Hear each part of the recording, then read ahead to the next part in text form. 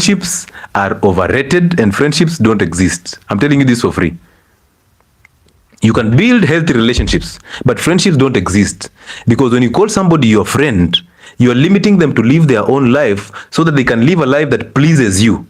Because if they do something wrong, you start telling them, but you are my friend, why would you do this? How could you do this when you are my friend? You are limiting them from living. So those people that you're calling your friends, remember they also have other friends. Okay, so they have other friends who they can actually sacrifice you for. So as you think this is your friend, you're actually limiting them from living their life fully. Because if they do some things, you will judge them. You will bring them to terms that, hey, you've made something wrong for me, you've done something wrong.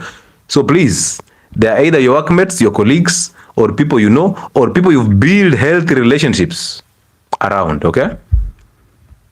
That word, oh, this is my friend, this is my friend. Wow, friends. Friends, they are there because of something. If that thing disappears, they are out. And they will never remember you. Hello, Doc. Hello, who is this? This is Linda. Linda, how are you? I'm fine, alhamdulillah. How do you know you're fine? How do you know you're fine? Because I feel fine. Oh, it is in your feelings. It's not a reality. Yeah. It's a reality also. But feelings are controlled by thoughts, and we just said thoughts are evil because they're what the devil uses to lie to you that you are fine, so that the next minute he tells you are not fine. So how do you know you're fine? Say all is well. All is well. Amazing, amazing, amazing. Talk to us. Okay. So this issue, okay, allow me to speak Swahili. Go ahead. Okay, sasa niko na hii shida. I cannot make my own. Like yani nikikuwa na vitu mbili za choose one of them. Like kama tuniko na two things to choose one of them, I cannot yani to make one. So if make one, I will end up regretting why I did not do the other one. Okay. Then I cannot just be at peace with the one. Okay. Kama naenda kubuy kitu, I'll buy the two of them. Because if you choose one, this one is affecting. Oh, I think it's affecting me in one way or another. So if you choose one, you'll feel bad about leaving the other one. Yes.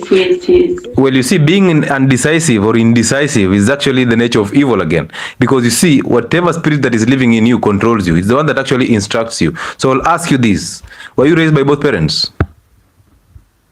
Yes. Were they sharing bills?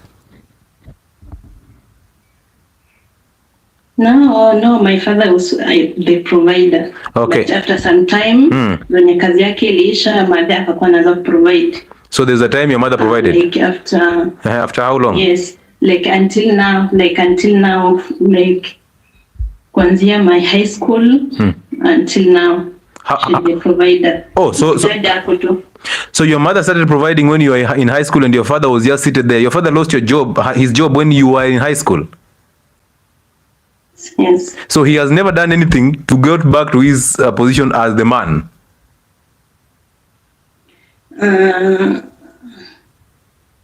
My mother father alikuwa anamwambianga awache kazi akae nyumbani.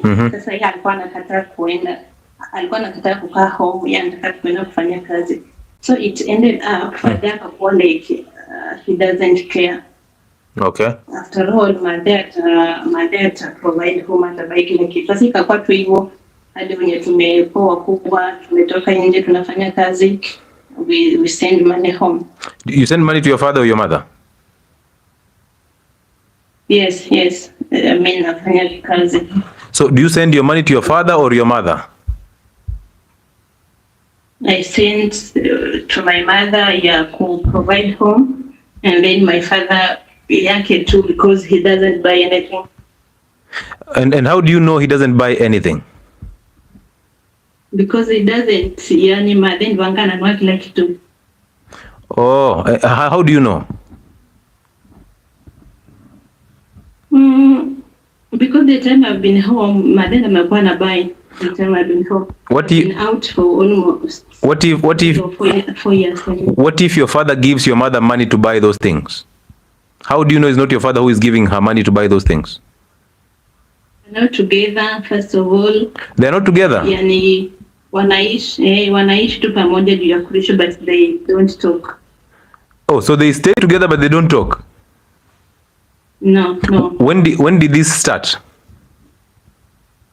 When I was in high school. So your mother was okay until your father lost his job. Sijui shida ilitokea hapo, ndo akakosana juu hapo watujuange, but yani walianza tu kukosana hivyo tu, walikosana tu, then sijui kama alikosana ndio kazi ikaisha ama, lakini tukiana tu waongei wako na vita. Okay. Wako wanajaribu kuwakalisha chini, hawako solve anything, so until now wanakaanga tu hivyo. So ni mimi natumanga pesa home ya matumishi. I sent mama enough, alafu father namtumia tu yake, unajua hata buy like kidogo. Are you married? No, I'm not, but I have a baby. Okay. I have a son. Oh, you have a son. Where is the father? The father, I'm not with him, yani watuko pamoja. Why? He denied the baby. Oh, he did deny the baby. So do you resent him? Yes. No, I don't hate him because by that time tulikuwa high school. Tulikuwa tumemaliza form 4 hivi tu ndio nikapata, then akaniambia ana do, akasema alidinai kwa sababu kwa ana do. Okay. Alikuja baadaye kusema sisi tukue pamoja, but yani sasa ana do, he doesn't do anything. Unaona? Do you have a son? Mimi nikawacha tu. Do you have a son or daughter? Yes, I do. A son. How old is he? 8 years. And how will you raise him into being a man?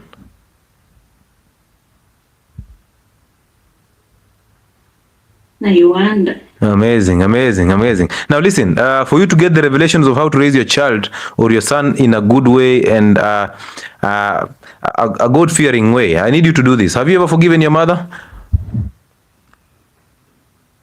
So I have another problem with my mom. Achana hata kwanza na hiyo ya mwanzo hiyo. Niko na shida nyingine sasa tena na yeye. So from kutokea nikuja huko Gulf, nilikuwa namtumia tu pesa mzuri. Then like yani she misuses the money because lazima tu nimtumie juu enda anakaa na mtoto wangu, lazima tu nimtumie. Okay. So like kitu kama akakuwa yani ikakuwa kwamba lazima tu nimtumie. Unaona? Yeah. Yani mimi ndo nafanya kila kitu. If I don't talk to her, she doesn't talk to you. She never talk to me. Yeah, until now. Yeah. I think we can say like 1 or 2 weeks. If I don't call back, if I don't ask them how they're doing, haizi nipigia. No. So the truth is your mother is actually exploiting you. Kitaka tu kusema.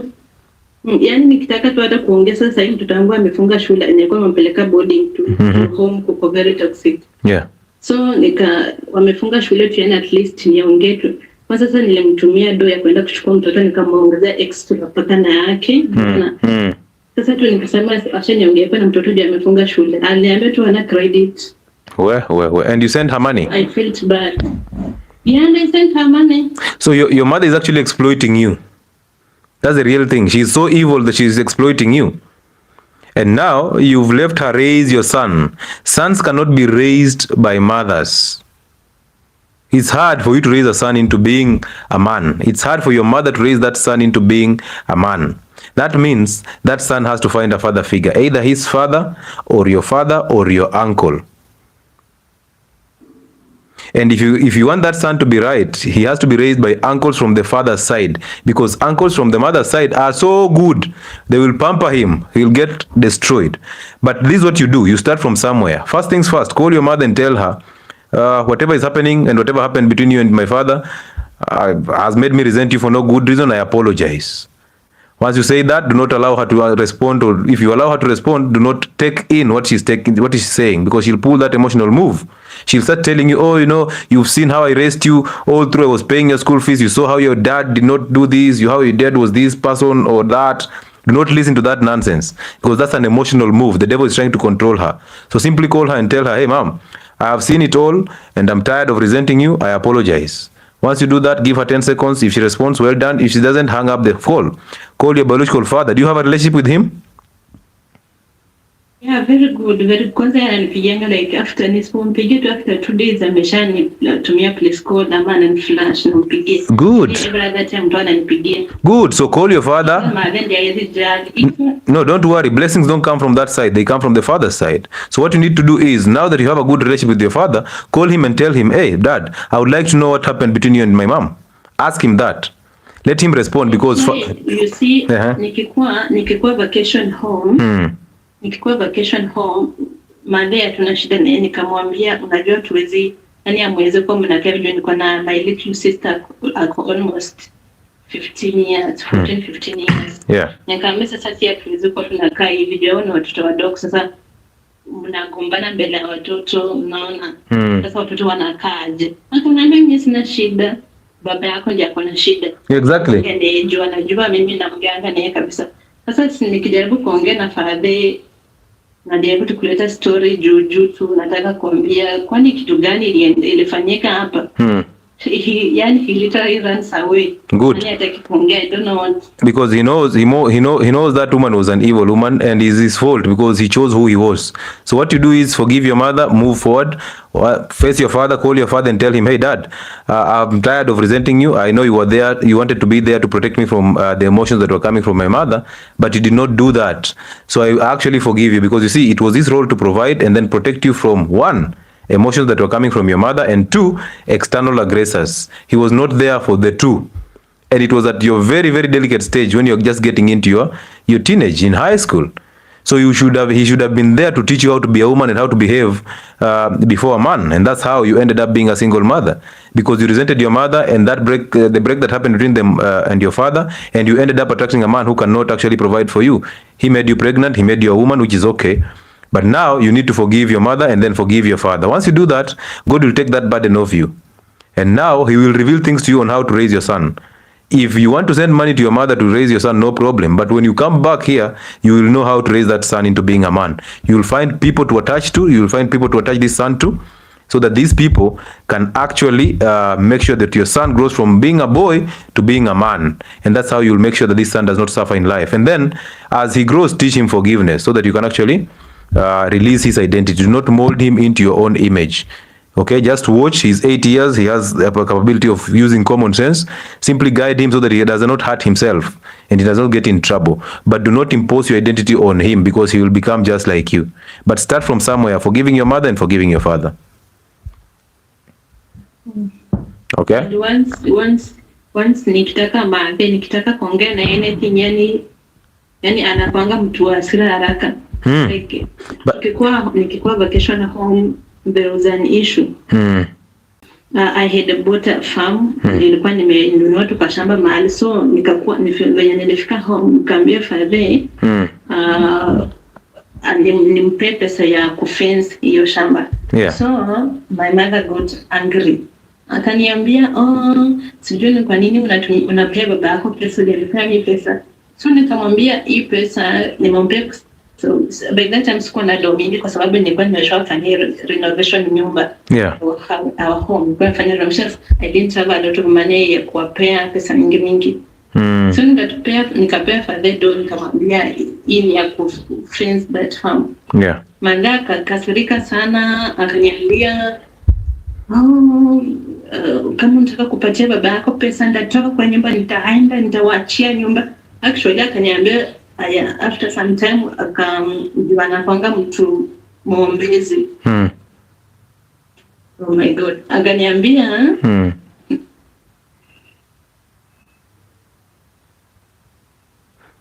You're getting emotional over this? That my father wants me. Babangu ananitaka. Which is not true. You see? Yeah. Yani, wait a minute. Linda. Your mother told you that because you're sending your father money, your father wants you intimately. Yes, kwamba ananitamani. Wow. Yet mimi nakuanga tu karibu na father. Hiyo ni kitu naelewa kuanga tu kabisa, hata my siblings wote wanajuanga tu. Why would she? Na issue home wananiambia ngani? Why would she? Hebu jaribu kuongea na father. Nini sijui kuhusu hii. Sasa Akaturn the table around on me kwamba baba ananitaka yani nisikuwe naongea na father. Oh. Yet my father is my best friend. Siwezi acha kuongea na yeye kabisa.